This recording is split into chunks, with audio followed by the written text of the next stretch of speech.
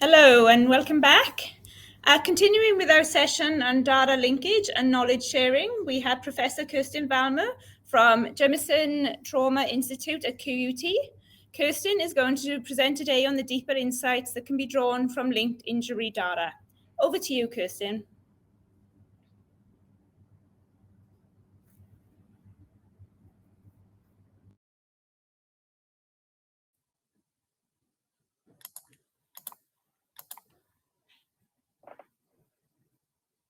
Okay, I'm hoping people can see that screen. Yes, we can.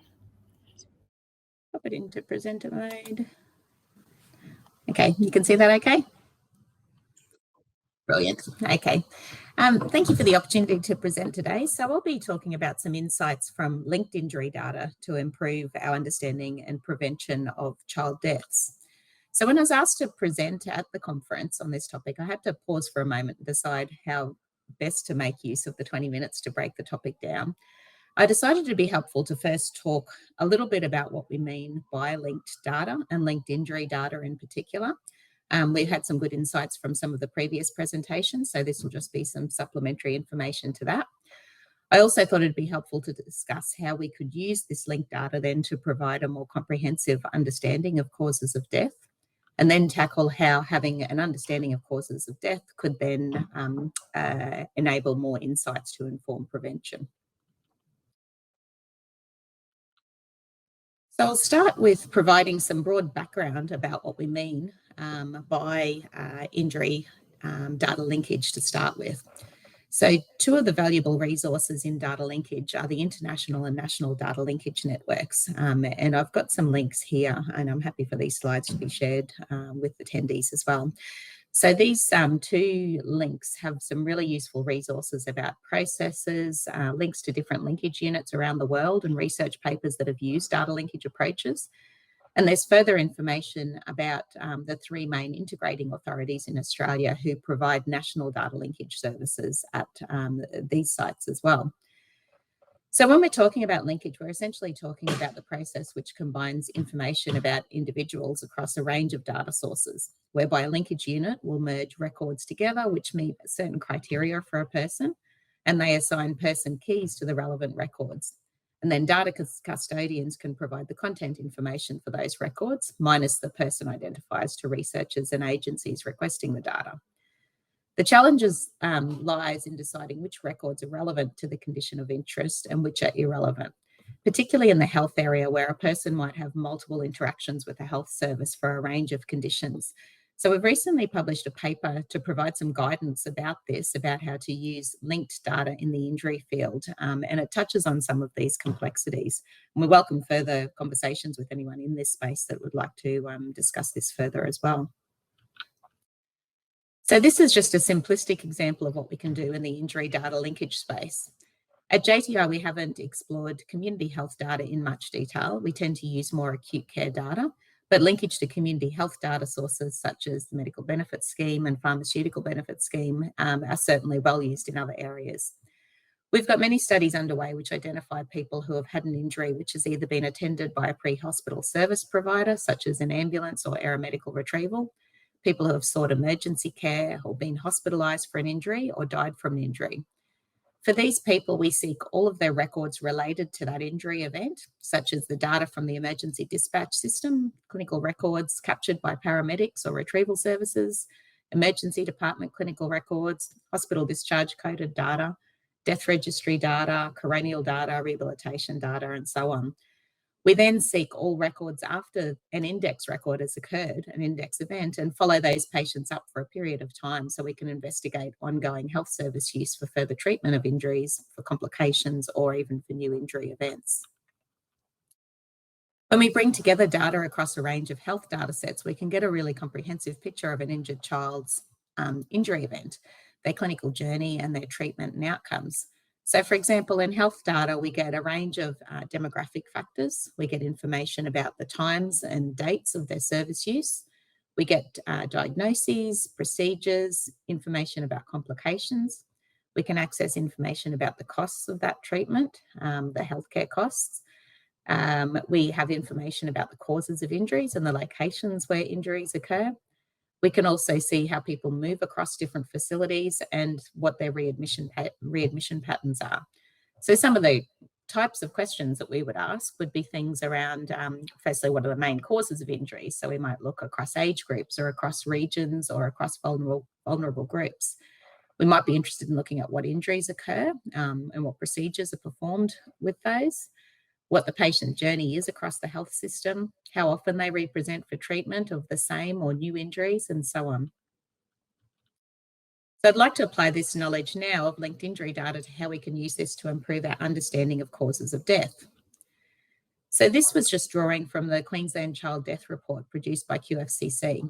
And we can see here there's an average of around 90 external cause deaths per year over the time period. And this was just downloaded from the supplementary tables that are provided on the website. So the top 5 external causes for top 5 external causes are transport-related causes, suicide, drowning, assault and neglect, and threats to breathing. And these are the patterns for those top 5 causes. Over the 18-year period, there were 1,605 cases.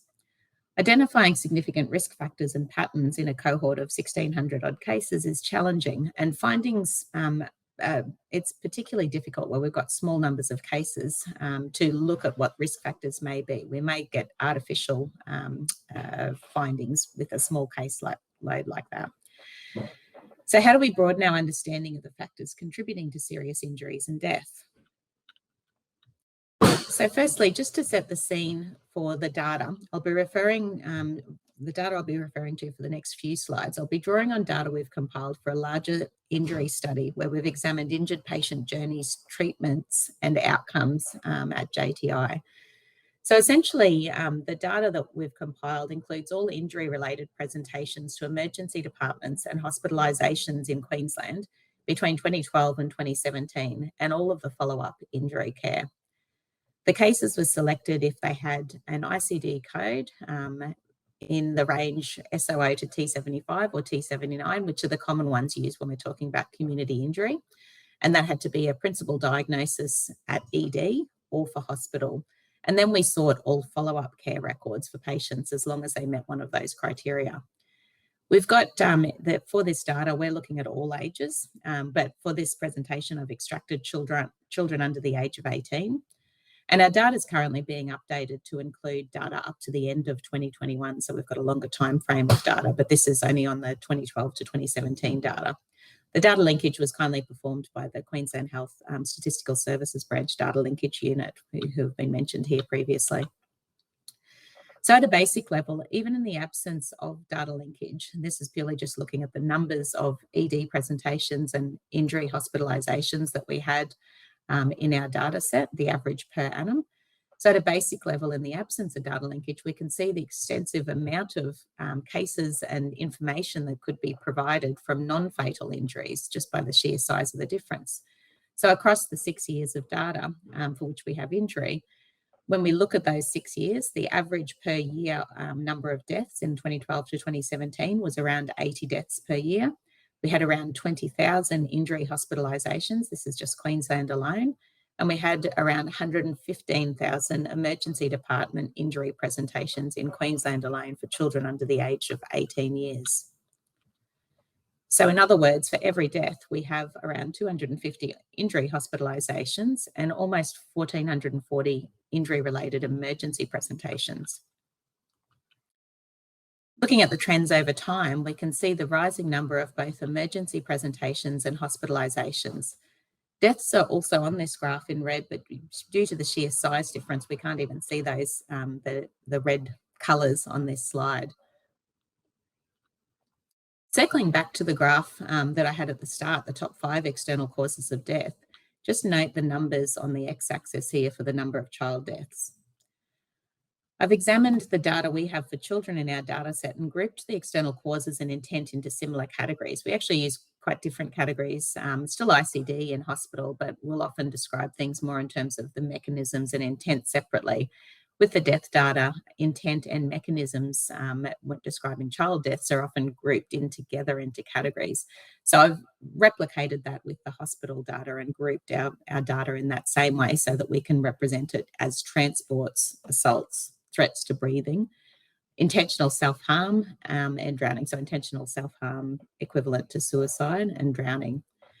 I won't elaborate on the other causes that we see in hospitalisation data. So these aren't the top 5 causes for hospitalisations. They're the top 5 external causes in deaths data. But just so that we can see those kinds of comparisons, I've pulled these out for the hospitalisation data over time. So this slide here gives you a perspective on the size of the difference in numbers for deaths and hospitalisations for those different causes.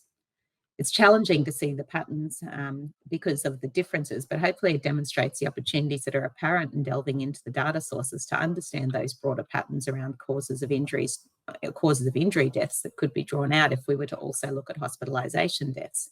You can see the size difference in terms of the numbers of transport hospitalisations compared to transport deaths, and the number of assault hospitalisations compared to assault deaths, and so on. The much larger bars are those ones that extend across the slides are the hospitalisations, and the much smaller bars are the ones represent the deaths in those years. Drawing out the top 2 causes of death for children in Queensland, I've drawn the deaths on the secondary axis and hospitalisations on the primary axis here over time. Deaths are in the dotted lines and hospitalisations are in the complete lines, and transport is in red and suicide is in blue. So while there appeared to be a bit of a drop in transport-related deaths for the several years that we're looking at, we aren't seeing that same trend in hospitalisations. In terms of the patterns of intentional self-harm, we see rises in hospitalisations over time, while for deaths, the pattern over these years was a little bit variable. Obviously, within all of these injury-related emergency presentations and hospitalisation causes, we can delve into many different factors, which I outlined earlier, to understand the risk, severity prediction, etc., with a much larger number of cases. So we can draw that out. We can draw out a much more significant amount of information about hospitalisations with those larger numbers than we can when we have the smaller numbers of deaths. We can even specifically examine the cohort of children which died during the hospital encounter within our linked data. In our linked data for that time period, there was 188 deaths where a death was recorded in their final record. So we can see that the majority of children had more than 2 previous emergency department presentations and more than 2 previous hospital encounters when we look at that total row down there. So this presents for those children who died, what the average number of records they had in terms of ED presentations and hospital admissions, and what the maximum number that we saw in our records were for any particular child. And it's broken down into those same categories. So we can see for some causes, suicide, if I draw your attention to that, there was over 80 presentations to emergency departments and over 70 hospitalisations for at least one of the cases in our sample here. It's a lot of very rich data when linking backwards for cases. So while child death reviews often undertake those detailed case-by-case reviews, linked data does enable us to delve into this on a population level and link that data across the whole cohort and look at those cases for a more population level intervention opportunities. So this then leads me to the final part of the presentation as to how a better understanding of causes of injury deaths can enable prevention. The child death data is really the tip of the iceberg to understand injury causation. As we've seen here today, for every death, we have many more hospitalisations and emergency presentations. I haven't even gone into the other levels of the injury prevention pyramid, in that for every visit to a tertiary health care facility, we have many more visits to primary care providers, non-medically treated injuries, and near misses. Underpinning all of these incidents, we have people's knowledge, attitudes, and behaviours. Focusing in on just the pointy end of the pyramid misses the opportunity to understand child deaths in the broader context of the entire health service use trajectory, and misses opportunities to consider all of the various factors contributing to non-fatal yet similar causes. The data linkage is a valuable tool for us to depict the entire elephant through integration of key sources of information about a child's life and death. I focused in today on injuries and data sources coming from the health sector, as that's where my work lies. However, we do see many more examples when we delve into the data linkage field of data linkage across many other health sectors, such as child protection, justice, education, social welfare, housing, and so on. So with the increasing availability of significant amounts of data and advances in data linkage technologies, we do have a vastly expanded opportunity to gain more comprehensive insights to inform child death prevention activities using data linkage as a methodology. More information here is available. I'm more than happy for people to contact me after the event. There's links there to our Jamieson Trauma Institute page and our trauma program on the Australian Centre for Health Services Innovation, which is my home at QUT. So more than happy for that information to be shared. Thank you. Thank you so much, Kirsten. Such a valuable piece of work that you're working on there.